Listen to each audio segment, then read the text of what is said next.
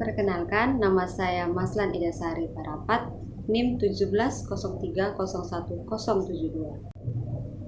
Dan saya akan menjelaskan video pembelajaran tentang bagaimana perkembangan ekspor dan sumbangan devisa pada produk kakao saat ini, dan apakah saat sekarang biji kakao di Indonesia masih jarang difermentasi.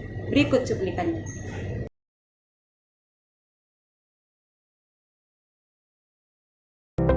Kakao merupakan salah satu komoditas andalan perkebunan yang peranannya cukup penting bagi perekonomian nasional, khususnya sebagai penyedia lapangan kerja, sumber pendapatan, dan devisa negara. Di samping itu, kakao juga berperan dalam mendorong pengembangan wilayah dan pengembangan agroindustri. Pada tahun 2002, perkebunan kakao telah menyediakan lapangan kerja dan sumber pendapatan bagi sekitar 900.000 kepala keluarga petani yang sebagian besar berada di kawasan timur Indonesia, serta memberikan sumbangan devisa terbesar ketiga subsektor perkebunan setelah karet dan minyak sawit dengan nilai sebesar $701 juta. Meskipun menjadi salah satu komoditas andalan, komoditas kakao Indonesia tetap menghadapi berbagai masalah kompleks. Salah satunya adalah komoditas kakao yang diekspor sebagai besar dalam bentuk bahan mentah. Sebesar 80% ekspor kakao Indonesia sampai tahun 2010 masih dalam bentuk biji kakao. Ekspor biji kakao yang lebih besar daripada kakao olahan menunjukkan bahwa Indonesia telah banyak kehilangan potensi nilai tambah dari hasil industri pengolahan kakao. Hal ini dikarenakan adanya perbedaan harga yang jauh antara biji kakao dengan kakao olahan.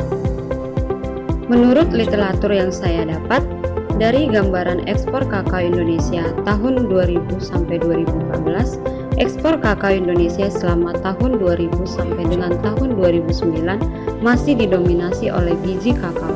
Hal tersebut bisa dilihat dari gambar yang menunjukkan ekspor biji kakao jauh di atas kakao olahan. Setiap tahunnya, dominasi ekspor biji kakao selalu lebih dari 70% dari total ekspor kakao Indonesia.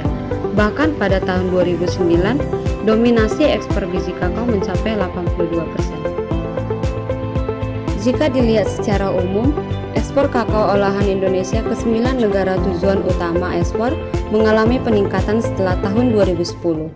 Hal ini berkaitan dengan kebijakan bea keluar biji kakao yang dikeluarkan pemerintah tahun 2010. Kebijakan bea keluar berhasil menghambat ekspor biji kakao sehingga industri pengolahan kakao dalam negeri berhasil berkembang dan mengakibatkan ekspor kakao olahan meningkat. Kakao Indonesia umumnya memiliki mutu lebih rendah. Salah satunya disebabkan oleh tidak dilakukannya proses fermentasi. Fermentasi merupakan perubahan kimia pada zat organik yang timbul akibat enzim mikroba. Mikroba jenis Bacillus dan jamur filamentus akan menguraikan pulpa sehingga terbentuk aroma coklat. Proses fermentasi dapat dilakukan dengan beragam metode, seperti ditumbuk atau menggunakan wadah kotak. Rata-rata proses fermentasi membutuhkan waktu sekitar 5-6 hari. Biji kakao yang melalui proses fermentasi bermanfaat dalam menghasilkan biji kakao yang bermutu dan cita rasa yang baik.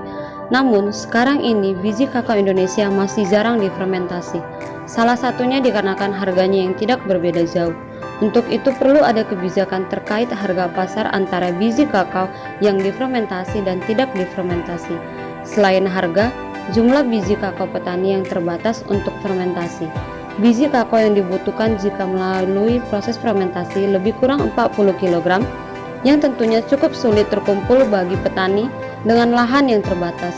Dengan adanya kelompok-kelompok tani di setiap kawasan, diharapkan permasalahan keterbatasan biji kakao untuk fermentasi dapat teratasi.